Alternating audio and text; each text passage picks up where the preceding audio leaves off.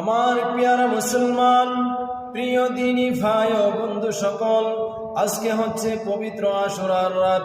যে ব্যক্তি এই পবিত্র আশুরার রাত্রে 4 রাকাত নফল নামাজ আদায় করবেন, প্রত্যেক রাকাতে সূরা ফাতিহার পর আয়াতুল কুরসি একবার পাঠ করবেন এবং সূরা ইখলাস 3 বার পাঠ করবেন। এই নিয়মে 2 রাকাত করে করে 4 রাকাত নামাজ আদায় করবেন। নামাজ শেষে 100 বার সূরা ইখলাস পাঠ করে আল্লাহ রাব্বুল আলামিনের দরবারে দোয়া করবেন, মুনাজাত করবেন। ওই ব্যক্তির গুনাহ খাতাগুলোকে আল্লাহ মাফ করে দিবেন। ওই ব্যক্তির আমলনামায় আল্লাহ পাক অনেক সওয়াব দান করবেন। শুধু তাই নয়, ওই ব্যক্তির জন্য আল্লাহর দয়ার সুন্দর জান্নাতের মধ্যে অনেক নাজ নিয়ামত থাকবেন। ওই ব্যক্তি জান্নাতের মধ্যে অনেক নাজ নিয়ামতের ভাগীদার হবেন। আসুন আমরা 4 রাকাত নফল